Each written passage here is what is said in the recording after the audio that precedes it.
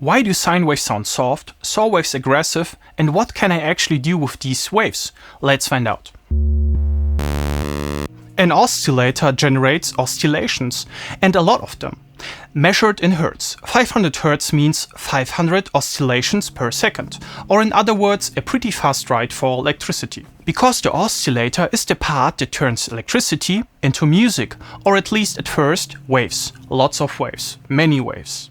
In this video, I'll show you not only the most important waveforms, but also a few patch examples on Eurorack and how you can recreate all of this in Ableton Live using Operator. This way you get theory and practice, no matter if you work with hardware or software. And if you come across terms like VCO, FM or ADSR while watching and wonder, what does that actually mean? Don't worry, I've put together a compact glossary with the most important synthesizer and Eurorack terms. You'll find the link below in the video description. An oscillator is basically nothing more than a generator for a steady, periodic oscillation. This oscillation is what we call a waveform. Imagine it like this. The oscillator draws the same shape into the air over and over again, whether it's round like a sine, sharp like a saw, or edgy like a square. And that shape is what you hear, it's the sound itself. Depending on the shape of this wave, the tone sounds completely different. A sine is soft and pure, a saw is aggressive and full of overtones, and a square sounds hollow and reminds you of old 8-bit games. The exciting part is, this is exactly where sound design begins. The oscillator defines the character a sound has right from the start. Everything that comes after, filters, modulation, effects, builds on this foundation. In short, no oscillator, no sound. It is the starting point of everything a synthesizer can do. We start with the sine wave. It's the classic. Round, warm, absolutely clean. No edges, no corners, no overtones. If the sine were a person, it would be that reliable uncle who always shows up on time for a family dinner. Not particularly exciting, but you can count on him.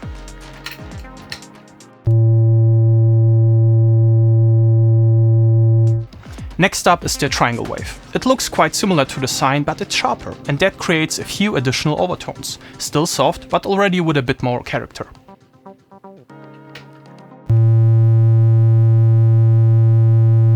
Then the saw wave. And now it gets serious. Bright, aggressive, full of overtones. The saw wave sounds like it's shouting straight at you. I want to be an acid bass line. Perfect for basses, leads, and anything that needs to cut through the mix.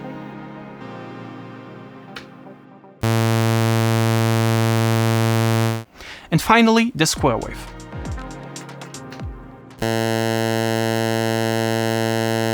It sounds hollow, nasal, and instantly reminds you of old 8-bit games or Game Boy sounds. With pulse width changes, it can sound fat and warm or really cutting. A true classic of electronic music.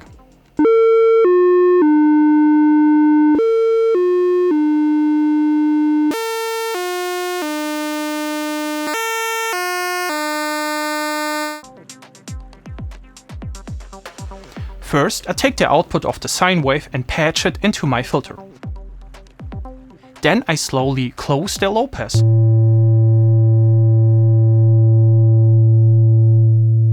And as you can hear, almost nothing happens. The reason is simple. The sine wave consists of only a single frequency, the fundamental. There's nothing to filter out except the whole tone. Now we switch to a saw wave and do the same thing.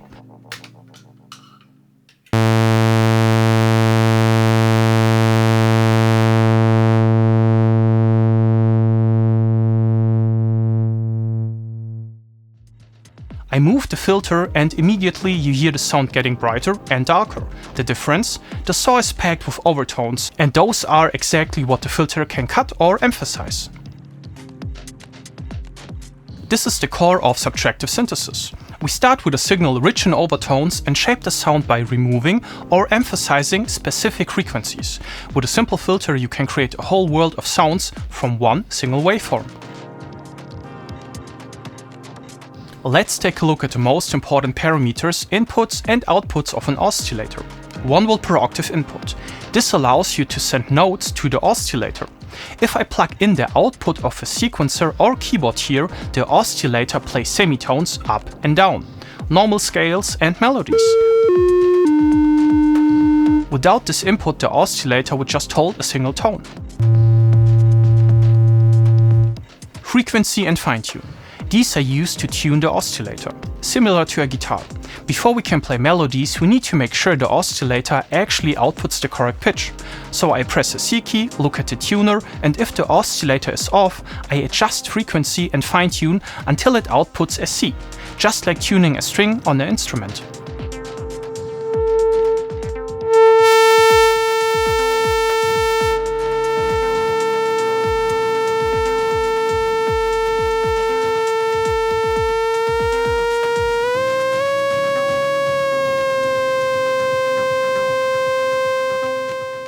Waveform outputs. The oscillator also has different waveform outputs. In this example there are sine, triangle, saw and square, and you can use them all at the same time. You can mix them or route them separately. FM input. With that I can let another oscillator modulate this one, and suddenly very complex, metallic or crazy sounds appear. Depending on the module, there are of course differences. Some oscillators have only a few outputs, others offer additional features like wave morphing, but the basic principle stays the same. This is the classic subtractive patch. The oscillator provides the waveform, which first goes through the VCA, then into the filter, and finally I add a delay to give the sound a bit more space before it reaches the output. In this example I use a square wave. It goes into my VCA. From there into my stereo filter.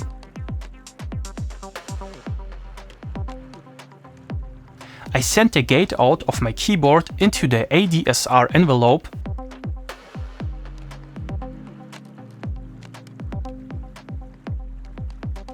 and the envelope output goes into the CV input of the VCA, so I can control the volume per played note. To play pitch, I also patch the 1 volt per octave output from the keyboard into the 1 volt per octave input of the oscillator. And when I play it now, it sounds like this.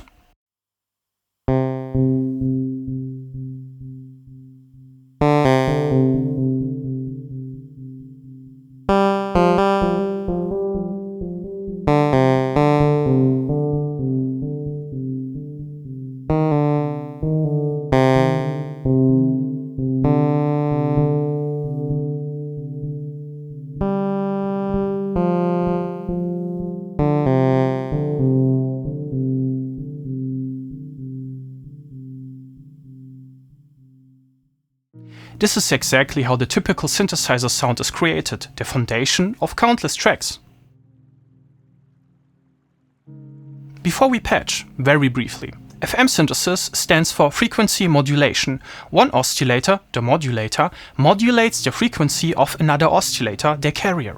Instead of the carrier oscillating evenly, its frequency is changed in real time. The result is much more complex sound, often metallic, bell-like or very experimental. Depending on how fast and how strong you modulate, the sound can be subtly alive or totally wild. Okay, let's patch it. First, I take my carrier oscillator, the one we actually want to hear. Its output goes into the VCA. Then into the filter.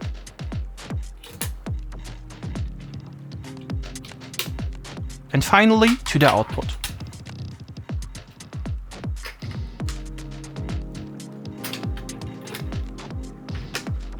Now the modulator oscillator comes into play. I patch its output into the FM input of the carrier. To play the carrier tonally, it still receives the 1 volt per octave signal from the keyboard. For dynamics, an envelope again controls the VCA.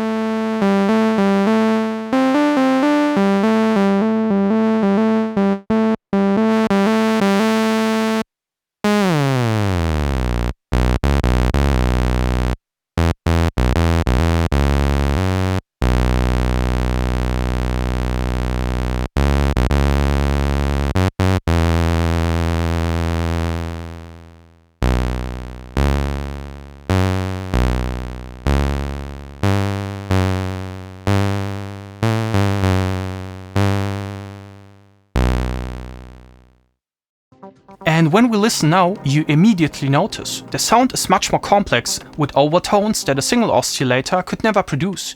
Depending on the modulator settings, I can create bell-like, metallic or completely chaotic sounds. That's the beauty of FM synthesis. From two simple oscillators, you get a sound with almost endless possibilities. And here we mix multiple waveforms. The different outputs of my oscillator go into the mixer.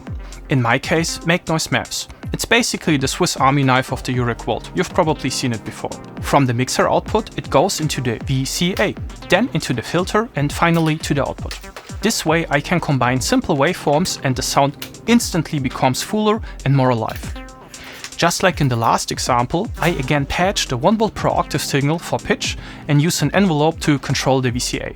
The trick is, I can mix, move and combine the waves while playing, creating sounds that go far beyond a single waveform.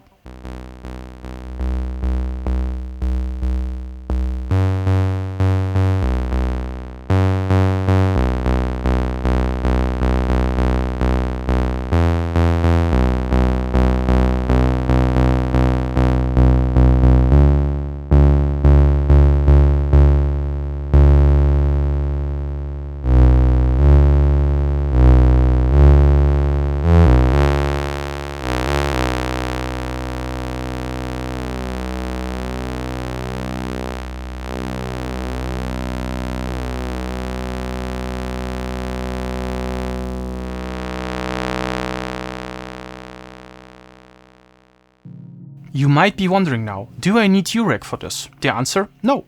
Everything you just saw also works with software. For example, with Eurorack, it's free and simulates a full modular system on your computer, or in Ableton Live with Operator. And that's what we'll look at now. Operator is a super flexible FM synth that comes with Ableton Live. And here too, everything starts with the oscillator. When I activate an oscillator here, I first get a sine wave.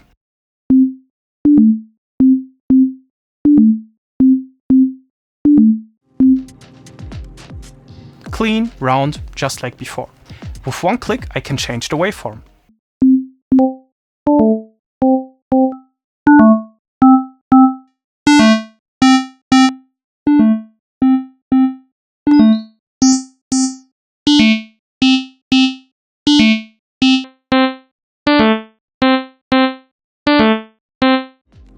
The cool thing is, Operator also shows you the waveform visually, perfect for connecting theory with both ears and eyes.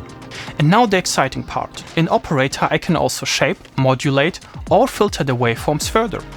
For example, I take the saw wave and adjust filter cutoff. Just like in the modular system, movement happens instantly. The sound suddenly comes alive.